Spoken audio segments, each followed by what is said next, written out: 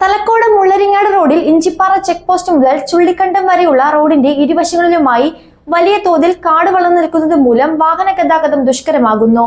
പ്രദേശത്ത് കാട്ടാനയുടെ ശല്യം നിലനിൽക്കുമ്പോൾ ഭീതിയോടെയാണ് ജനങ്ങൾ ഇതിലൂടെ യാത്ര ചെയ്യുന്നത്.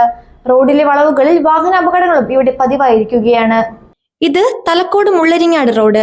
ഇഞ്ചിപ്പാറ ചെക്ക് പോസ്റ്റ് മുതൽ ചുള്ളിക്കണ്ടം വരെ ഏകദേശം 7 കിലോമീറ്ററോളം തുടർച്ചയായുള്ള വനപ്രദേശമാണ്. ഇതുവഴിയാണ് മുള്ളരിങ്ങാട്, വെള്ളക്കയം എന്നീ സ്ഥലങ്ങളിലേക്ക് കടന്നു പോകുന്നത്. സമീപകാലത്താണ് ഈ പ്രദേശങ്ങളിൽ കാട്ടാനകളുടെയും മറ്റു വന്യമൃഗങ്ങളുടെയും നിരന്തരമായ ശല്യം ആരംഭിച്ചത്. കാട്ടാനയുടെ ആക്രമണത്തിൽ ചുള്ളിക്കണ്ടം സ്വദേശിയായ ഒരു യുവാവിന്റെ ജീവൻ പൊലിയുകയും ചെയ്തിരുന്നു. പിന്നീട് നാട്ടുകാരുടെ നിരന്തരമായ പ്രതിഷേധത്തെ തുടർന്ന് വനം വകുപ്പ് റോഡിന്റെ ഒരു വശത്ത് സോളാർ ഫെൻസിംഗ് സ്ഥാപിക്കുകയും ചെയ്തിരുന്നു. ഇപ്പോൾ ഇവിടെ റോഡിന് ഇരുവശത്തും പടർന്നു പന്തലിച്ചു നിൽക്കുന്ന കാടും ചെറുവൃക്ഷങ്ങളും ഇതിലൂടെയുള്ള യാത്ര ഏറെ ദുഷ്കരമാക്കിയിരിക്കുകയാണ്.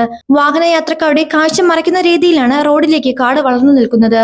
സ്കൂൾ വാഹനങ്ങൾ ഉൾപ്പെടെ നിരവധി വാഹനങ്ങൾ കടന്നു പോകുന്ന റോഡിൽ അപകടങ്ങളും ഇപ്പോൾ പതിവായിരിക്കുകയാണ്.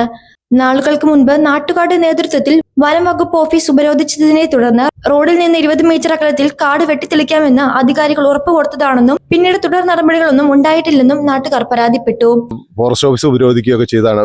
ഉപരോധിച്ചു കഴിഞ്ഞപ്പോൾ ഫോറസ്റ്റുകാര് നമ്മുടെ ഇവിടെ റോഡിന്റെ ഇരു സൈഡും 20 മീറ്റർ വീതിയിൽ കാട് വെട്ടിത്തരാം എന്നും പറഞ്ഞ് അവര് തുടക്കം വെച്ച് ഒരു 100 മീറ്റർ ഇതില് കാട് വെട്ടി തെളിച്ചു. അത് കഴിഞ്ഞിട്ട് പിന്നെ അതിനൊരു തീരുമാനമില്ല. ഇപ്പോൾ ഈ റോഡിന്റെ ഇരുവശം നിങ്ങൾ യാത്ര ചെയ്താൽ അറിയാൻ പറ്റും എന്ത് കാടാണെന്ന് അറിയാമോ. ഇതിൽ യാത്ര ചെയ്യാൻ ഭയങ്കര ബുദ്ധിമുട്ടാണ്.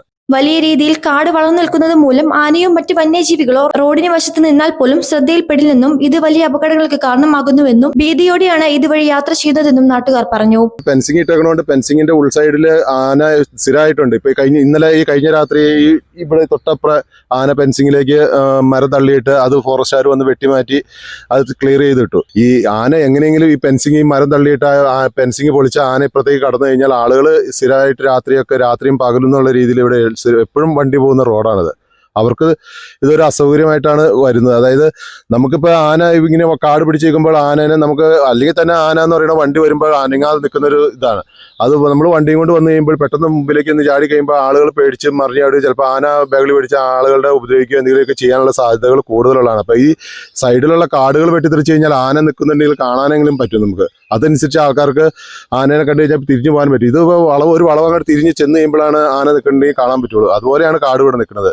വിസ്റ്റ ക്ലിയറൻസിനുള്ള എസ്റ്റിമേറ്റ് എടുത്തു പോയതാണെന്നും പാസ്സാവുന്ന മുറയ്ക്ക് തുടർ നടപടികൾ സ്വീകരിക്കുന്നതായിരിക്കുമെന്നും range officer Hisham Muhammad Life Malayalam ന്യൂസിനോട് പറഞ്ഞു.